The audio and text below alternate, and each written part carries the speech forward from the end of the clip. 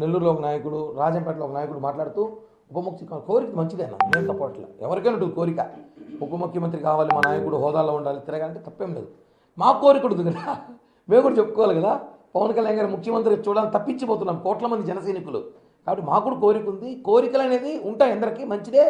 But మనం కూటమిలో ఉన్నాం కాబట్టి ఇంకో పార్టీకి ఫేక్ వైసీపీ పార్టీకి, ఎందుకు ఫేక్ వైసీపీ పార్టీ ఉంటుందో తెలుసా? ఆ పార్టీ జగన్ది కాదు, ముందు తీసుకోవాలి మనం. ఆ పార్టీ జగన్ది కాదు, ఆ పార్టీకి మనం అవకాశం ఇవ్వకూడదు. డిప్యూటీ సీఎం కావాలని లోకేష్ గారిని అనుకుంటున్నారు సార్, దాని మీద మీ ఇప్పుడు నేను మాట్లాడతా మీరేం చేస్తారంటే ఇంకోలాగా ఒత్తిడి నుంచి రాస్తారు. నిజాయితీగా మాట్లాడతా ఉన్నది చెప్పండి సార్. ఏం మీరు లోకేష్ గారు ఉప ముఖ్యమంత్రి కోరుకుంటున్నారని ప్రశ్న వేస్తున్నారు కదా, ఏం అడిగితే తప్పెట్టి. ఇవాళ పొలిటికల్ రాజకీయ పార్టీలు ఎలా ఉంటాయంటే, నిన్నగాక మొన్న జగన్మోహన్ రెడ్డి ఓడిపోయాడు, సీఎం సీఎం సీఎం అంటున్నారు లేదా. మన దగ్గరికి వచ్చాడు జగన్మోహన్ రెడ్డి ఓడిపోయిన నెలకో 2 నెలలకు వరదలకు, మరి సీఎం సీఎం అనలేదా రవణకపేటలో అక్కడ.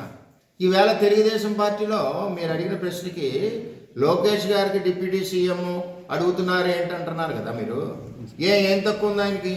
ఆయన ఏం చేశాడో మీకు ఎవరికైనా తెలుసా? ఆయన ఎంత గొడ్డి చాకరీ చేశాడు లోకేష్ గారు తెలుగుదేశం పార్టీకి తెలుసా? వేళ పార్టీకి వెన్నెముగ్గా నడిచాడు. 1 కోటి మంది కాదు, రాష్ట్రంలో ఉన్న తెలుగుదేశం పార్టీ అందరూ కూడా కోరుకుంటున్నారు డిప్యూటీ సీఎం అవ్వమని. పొలిటికల్ పార్టీస్ ఎప్పుడు కూడా మనుగడ సాధించాలన్నా, పార్టీ బలపడాలన్నా కార్యకర్తల మాట విన్నారు.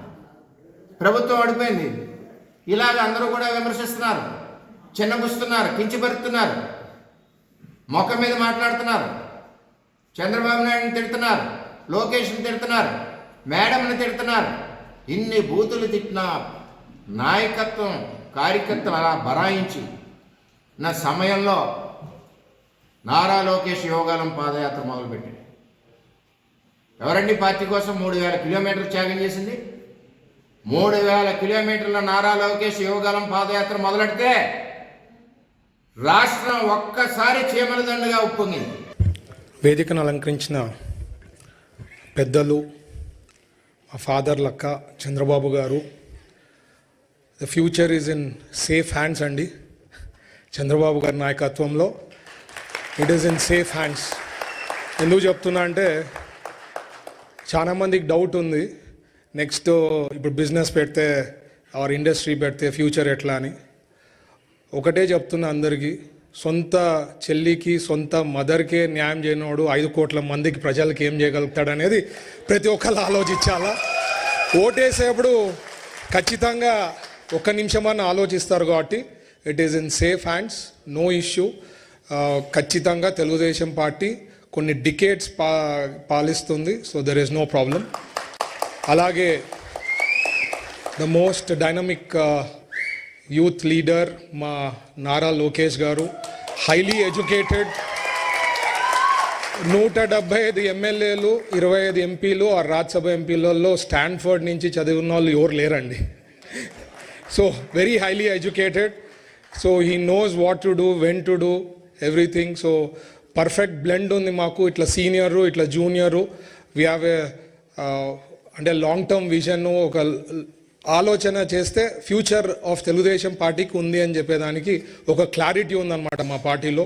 అండ్ నచ్చినా నచ్చకపోయినా ఎవరికైనా ఫ్యూచర్ ఇస్ లోకేష్ గారు. అండ్ కాబోయే ముఖ్యమంత్రి కూడా మన లోకేష్ గారు ఫ్యూచర్లో.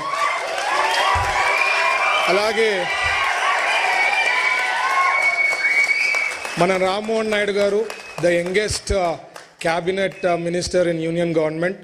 అండ్ రామ్మోహన్ నాయుడు గారికి నేను ఎప్పుడు సార్ విజన్ ఏదైతే ప్రతి డిస్ట్రిక్ట్లో ఎయిర్పోర్ట్స్ రావాలా అని చెప్పి సార్ థాట్ ప్రాసెస్ ఉంది. నాకు తెలిసి గ్యారంటీ రామ్మోహన్ నాయుడు గారు ప్రతి డిస్ట్రిక్ట్ హెడ్ క్వార్టర్స్లో ఎయిర్పోర్ట్స్ పెట్టి మా కర్నూలు నుంచి కూడా విజయవాడకి తొందరగా ఫ్లైట్ని ఏర్పాటు చేయాలని మరి ఇక్కడి నుంచి కూడా రిక్వెస్ట్ చేస్తాం.